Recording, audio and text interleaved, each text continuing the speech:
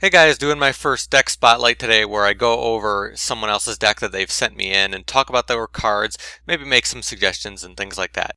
So this time I'm taking a look at Simply Yu-Gi-Oh's Genex Ally deck, an archetype that I'm definitely not very familiar with, so I'll just try to, talk about it as I go and just, hopefully you guys can post below and make some comments on the deck as well. So just going over the cards quickly, he's using 3 Genex Netrun, I'm sure pretty much staple in a Genex deck because of how good it is to have a searcher that it has 1800 attack. For Genex Allies, they have Genex Ally Dura, another beater that allows you to destroy other dark monsters, a lot of dark archetypes, so it can be very, very powerful. Then Genex Ally Crusher, another card that just allows you to destroy things with 2000 defense, very easy to set this guy up, and then during the next turn set up what you need to do to blow up cards and give you some advantage. And then Genex Ally Remote, just allowing you to have access to those Genex Synchrons, very, very nice.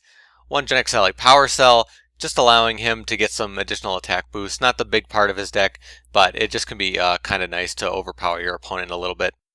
And then one Genex Ally Birdman, obviously great in a Genex deck, but just overall pretty good in any type of machine deck that uses synchros, so very useful. And then he's running 2 Black Salvo, which is a pretty big part of the engine for his deck, allowing him to make additional plays. And you'll see a lot of the things he's trying to do will be kind of relying on Black Salvo and giving him additional synchro power, which is very nice and leads into how the deck works, because the deck does use a lot of level 4 dark. And then 2 Cardcar D, giving him some draw power. 1 Blackluster Soldier, making use of his mostly dark deck and Genex Neutron. And Dark Arm Dragon, obviously in a deck that's using mostly dark, very powerful card. And 1 Gorz as well, another dark card that's very useful in tight situations. And then 1 Solar Windjammer, just giving him access to some additional synchros and plays. And 1 Karakuri Muso, just giving him access to more Karakuri power, which can be interesting. Also, bit higher attack to stall can be interesting. For the spells, he's using Pot of Duality for some more draw power. Forbidden Lance, definitely interesting because in a synchro-based deck, you definitely want to have some protection for those monsters, so Forbidden Lance is a good choice for that. MST, Iron Call, giving him some additional plays. Again, he's relying on Black Salvo, so having Black Salvo and additionally Iron Call gives him access to those graveyard plays. And then Allure of Darkness, more draw power. 1 Foolish Burial, again, helping Black Salvo out, allowing him to use Iron Call and things like that. And Dark Hole, obviously.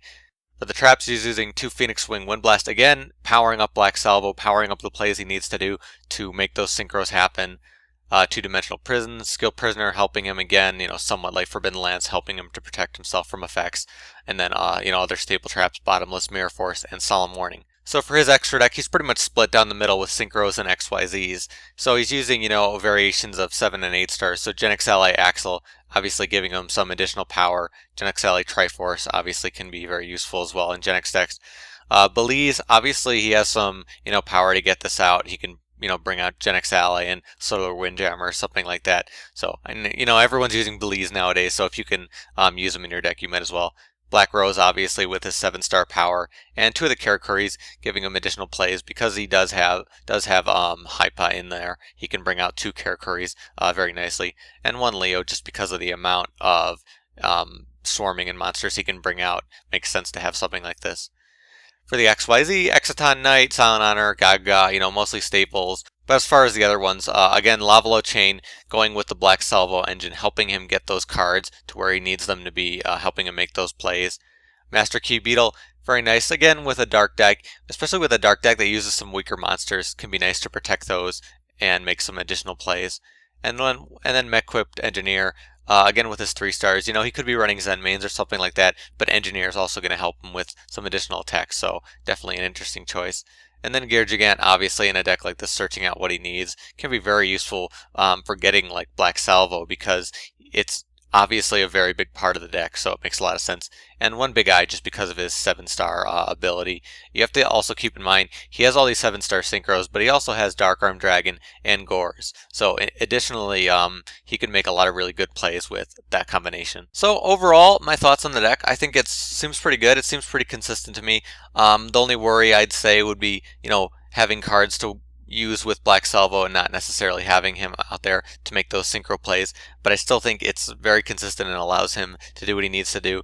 There's a lot of things he could do with it. He can add in Zen mains if he wants. He can add in, you know, other generic synchros and XYZs if he finds they're more necessary.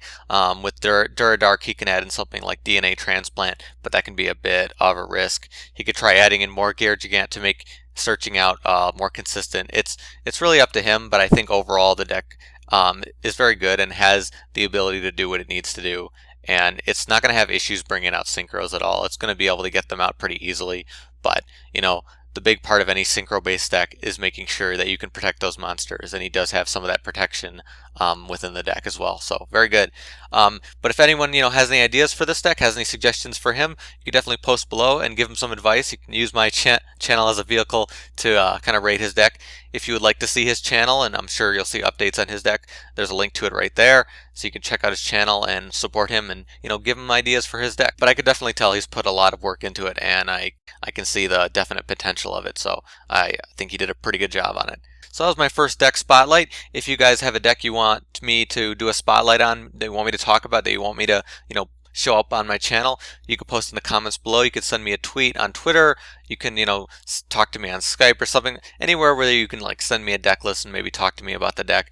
If you've already sent me in one, you know, I'm keeping track of all of them. You don't have to send me them in again, so just don't worry about that. Eventually I'll probably get around to it. But otherwise, thank you guys for all the submissions you sent in, and thank you to Simply Yugioh for his deck. And I'll see you guys in another deck spotlight next Thursday. See you guys later.